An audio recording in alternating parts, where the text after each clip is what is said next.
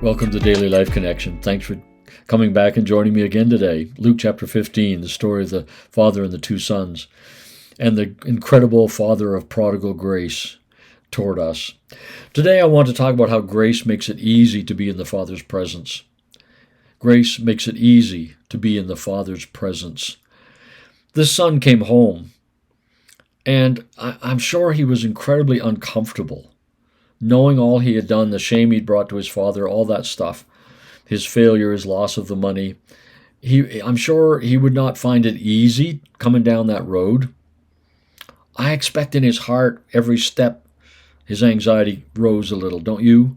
With every step he took, he wondered if he made the right decision. He thought, I'm hoping my father will hire me. I don't think he'll even do that. He'll probably reject me. He's probably going to throw me out. He's probably going to yell at me. Every step he became more uncomfortable. But as soon as he gets anywhere near, the father doesn't wait for him to get close. He runs to him, hugs him, kisses him, blesses him, restores him, renews him. What the father did was the father made it very easy for the younger son to be comfortable in his presence. He wanted that younger son. He did not want any barrier in their relationship. He did not want any barrier that the son might feel that would keep him at a somewhat distanced from the father, or even just be uncomfortable. You see, if he's uncomfortable in the father's presence, he won't enjoy the father's presence. That's the reality of it. And we just need to kind of get over that somehow. Well, how? The grace of Jesus. That's the only way. This son may have felt awkward, I'm sure he did, and ashamed. You know, it reminds me of dogs. We've had several dogs over the years, and we'd be out somewhere, and you'd come home, and instead of the dog bouncing and wagging his tail and greeting you, the dog would see you and he would slink away behind the couch. And we'd think, okay, what have you done? What have you done now? What have you chewed up now? What have you messed up now in our house? What rules have you broken? You see, he would slink away because he was ashamed. He was uncomfortable to be in our presence, or she was. And your heart would go like, oh, dog, I wish you'd straighten up and fly right. But at the same time, I do love you. I wish okay.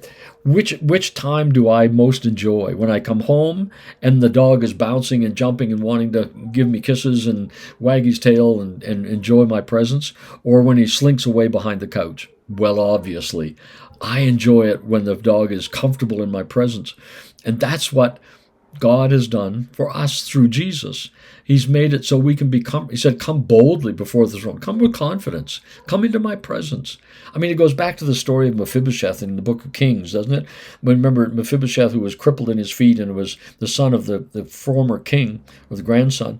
And David brings him into his presence and gives him a royal robe and sits him at his table, makes him comfortable to be in his own presence. That's what Jesus has done for us. That's what this father has done for this son.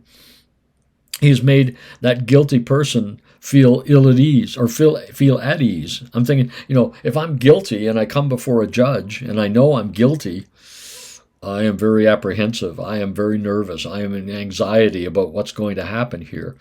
But if I know the judge has already declared me innocent before the trial even begins, oh, see, that's it with this story, isn't it?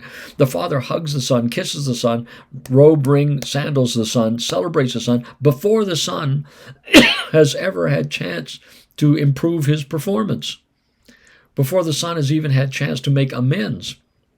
The father celebrates him already. The judge puts him at ease because he knows he's already been judged as acquitted. He's already been judged as not guilty. This father makes it easy for the son to be at home. That's what God has done for you and I. Through Christ, through his faithfulness, through his work, through his gifts to us of righteousness and eternal life, through his gifts to us. You see, this son got a royal welcome. The father didn't just say, well, you know what, come on in the back, come on in the kitchen here, see if you can find something to eat. Come on in the kitchen, see if one of the servants will rustle you up some leftovers. Oh no, this son got a royal welcome.